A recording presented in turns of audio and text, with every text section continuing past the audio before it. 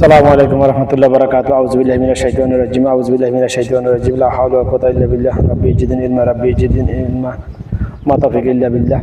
আমার সকল দিনী ভাই বোনেরা, আজকে যে বিষয়ে কথা বলবো, আমি এখন কথা বলতে উদ্দেশ্য ছিল না আমার, পরিকল্পনাটা অনেক বছর আগে থেকে একটা বিষয়ে কথা বলার জন্য, কিন্তু না বলে এখন আজকে বলেছি এই জন্য যে আমি যে কাল জীবিত থাকবো এটা তো গ্যারান্টি নেই। মালাকুল মত যে কোনো সময় চলে আসতে পারে। যদি মালাকুল মত চলে আসে যদি একটু পরে, তাহলে তো আমার কথাটা আমার সাথে দাফন হয়ে যাবে কথাগুলো। এই জন্য আজকে বলে ফেলতেছি কথাটা হলো, মূল কথা হলো, আমার সকল দিনী ভাই বোনেরা, আমাদের দেশের সাধারণ মানুষ অনেক ভালো, অনেক ইমানদার। সাধারণ মানুষ চুরি করতে চায় না, জানা করবে না, কিছু করতে চায় না। সাধারণ মানুষকে ইমানওয়ালা বানাইতেছে না আলেম নামের ধর্ম ব্যবসায়ীগুলো, আলেম নামের জাহেল ধর্ম ব্যবসায়ীগুলো সাধারণ মানুষকে একজন এক রকমের কথা বলে বিভ্রান্ত করার অবস্থা রেখেছে।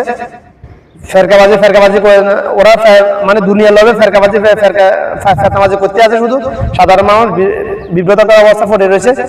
কোথায় যাবে, কোন দিকে যাবে, সবাই তো আর কোরআন পড়তে পারে না, কোরআন পড়তে পারলে অর্থ বুঝে না, আলেম না। হাফেজ হইলে হাফেজের অভাব না, লক্ষ লক্ষ হাফেজ, 1 কোটির উপরে হাফেজ আছে বাংলাদেশে, কিন্তু সরকার হাফেজ আলেম নয় হাফেজ। যে হাফেজ আলেম না, সে হাফেজ আর আমার একদম জাহেল হাতের বদলে একই কথা, আল্লাহর কাছে একই দাম।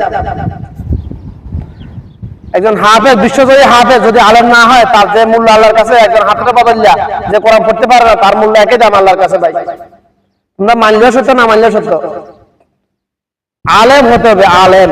হাফেজ হওয়া সুন্নাত না, মুস্তাহাব না, ঠিক আছে, এটা সত্য। ওই যে বাইতুল মুকাররমের খতিব জাহেল তো বলছে হাফেজ হওয়া মানে আরবিতে কথা বলা সুন্নাত না, এটা সত্য। কিন্তু আরবি যে আরবি বুঝা যে ওয়াজ ফরজ, কালাম আল্লাহর কথা জানা বুঝা মানা যে ফরজ, এটা কে বলবে রে? জাহেল। নাম না ধরলে তো হইতেছে না ভাই। যে কথাটা বলতেছিলাম, মূল কথা হলো, আমার পৃথিবীর সকল আদম সন্তান যদি হাফেজ হয়ে যায়, আল্লাহ জমিনে দিন কায়েম হবে না যদি আলেম না হয়। হ্যাঁ, হাফেজ দিয়ে ধর্মের ব্যবসা চাঙ্গা চলবে, ধর্মের ব্যবসা 5 কালা ধর্মের ব্যবসা চলবে, হাফেজ দিয়ে চাঙ্গা। হেফজখানা চালু করবে, ওই যে নাজমুল সাকিব হেফজখানা চালু করছে, বিজ্ঞাপন দিতেছে, আসেন আমার কাছে, ফ্যাক্টরি চালু করেছি আমি হেফজখানার, কিন্তু এটা আলেম নয়। আলেমের কারখানা বাংলাদেশে তৈরি করবে না, কারণ আলেমের আলেম আমার জাহের ধর্ম ব্যবসায়ীদের ধর্ম ব্যবসা বন্ধ হয়ে যাবে। এই জন্য আলেমের কারখানা বাংলাদেশে তৈরি করতে চাইছে না। আজকে 5-7 বছর আগে থেকে কথা বলেছি, অনেক আলেমের সাথে কথা বলছি আমি।